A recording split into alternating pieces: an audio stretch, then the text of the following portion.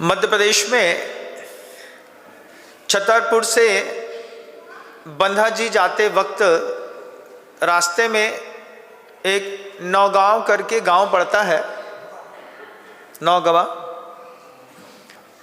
वहाँ पर बाहर एक बोर्ड लगा था, नारी जने के भक्त जन, कै दाता कै सूर, नाही तो फिर बांझ रहे मति गवावे नूर।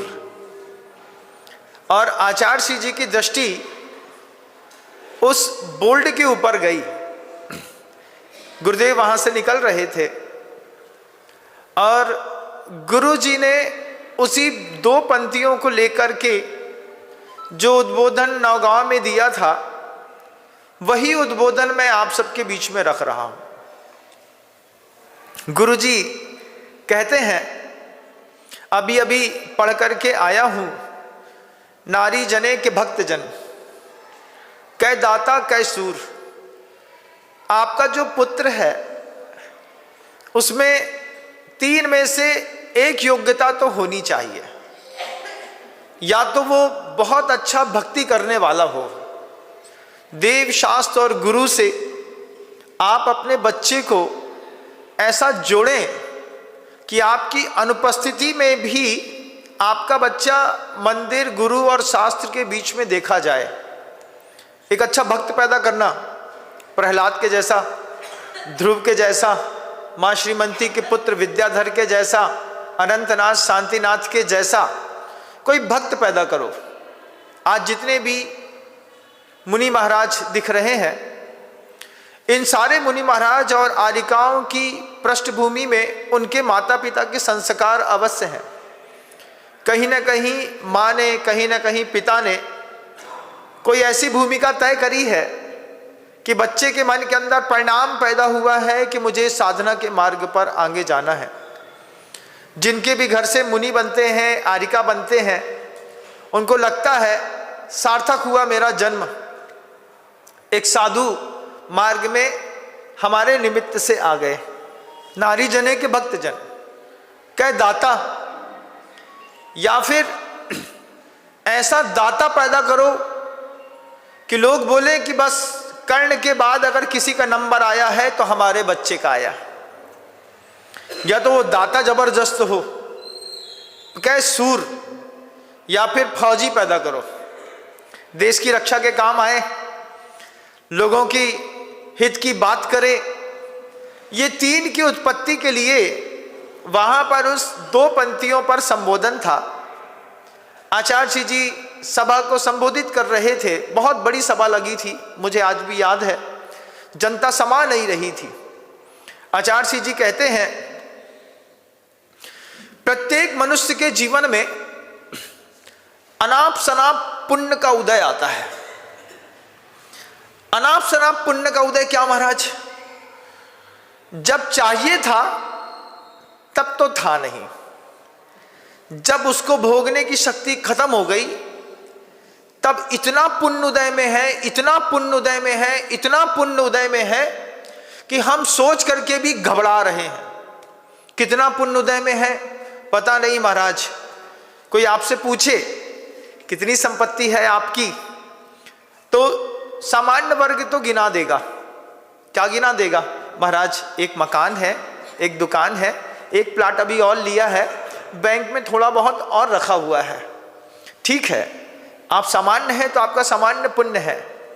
लेकिन इस सभा में बैठे हुए बहुत सारे महानुभाव ऐसे हैं जिनका बिल्कुल असामान्य पुण्य है, और असामान्य पुण्य है और अनाप शनाप पुण्य का उदय है। अनाप शनाप पुण्य का उदय मतलब, अनाप शनाप पुण्य का उदय 85 साल के बुढ़े की लॉटरी लग जाए।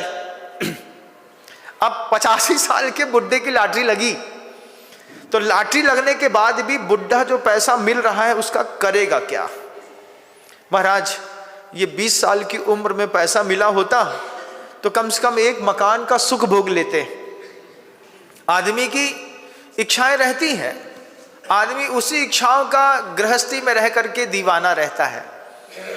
आचार्यों ने स्पष्ट शब्दों में कहा है, कोई भी गृहस्थ है वो गृहस्थ जिन चीज़ों पर उसका जीवन भर आकर्षण है वो उसके जीवन में कम मिलती हैं, बस देख लीजिए। भोजन, वाहन, शयन, ये आचार्य समंतभद्र स्वामी के शब्द हैं। भोजन, वाहन, शयन, पवित्र अंग राग कुसुमेषु, तांबूल वसन भूषण मनमत संगीत गीतेषु। जितने भी दुनिया में लोग हैं वे चाहते हैं अच्छा भोजन मिले। कौन चाहता है? यंगस्टर्स में ज़्यादा चाहते होंगे ना, जबान जो है वो ज़्यादा लपलपाती है। दुनिया का जितने भी ठेले हैं सारे ठेले का सारा माल हम ही खा लेंगे। 100 प्रकार के डोसे बने हैं तो आदमी अगर पढ़ा लिख जाए कहीं पर देख ले यहाँ पर 100 प्रकार का डोसा मिलता है तो वो सोचेगा एक एक करके एक एक बार तो हर 100 डोसा तो हम खाएंगे। देखें, एक बार दिल्ली गए, दिल्ली जाने से पहले सुना था पराठा गली। अब जैसी सुना पराठा गली तो दिमाग में वो पराठा पराठा घूमे। कौन सा पराठा, कैसा पराठा? पता चला वहां जाकर के देखा आलू का पराठा, प्याज का पराठा, चीज़ का पराठा, पनीर का पराठा, आटे का पराठा, मीठे का पराठा, खजूर का पराठा, पराठे पराठा। अब हर जगह सिक रहा है। क्या खाएं महाराज? जितनी हैसियत होगी उतनी तो खा पाएंगे। पहले जेब टटोली, 100 रुपये थे, उसमें जितना खा सकते थे खाया और चुपचाप वापिस आ गए। आदमी की ख्वाहिश है भोजन की, आदमी की ख्वाहिश है वाहन की। आप मुझे बताइए, आप में से कितने महानुभाव ऐसे हैं जब 20 साल की उम्र में सोचते थे कि एक बाइक मिल जाए, तो आपको बाइक मिली? ना मिली, पड़ोसी के ले लेकर के काम चलाया। आज बाइक मिल जाए तो बोले आज चला लो, बोले महाराज अब वो उम्र चली गई। भोजन, वाहन, शयन, सोने का भी बड़ा क्रेज है। रात अगर ठंडी में एक बार दब जाए तो इच्छा नहीं होती सुबह बिस्तर से बाहर निकलने की। बड़ी मुश्किल से आदमी ऊपर उठता है। इसी में सबकी जिंदगी बीती है। भोजन, वाहन, शयन, पवित्र अंग राग। अच्छे से अच्छा डीओ मिल जाए, अच्छे से अच्छी बॉडी वॉश मिल जाए, अच्छे अच्छे स्पा सेंटर में घुमाए।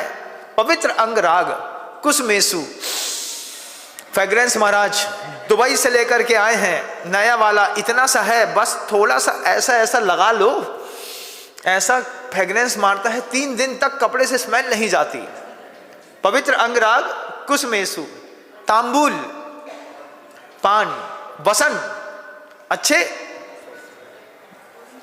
ऊपर वस्त्र होना चाहिए, भूषण, अच्छी मालाएं, कंठाहार, ज्वेलरी सब मिल जाए। पवित्र अंगराग, तांबूल, वसन, भूषण, मनमत संगीत गीतेषु।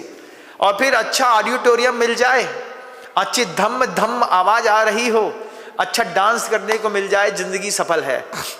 इसके अलावा कुछ ना चाहिए।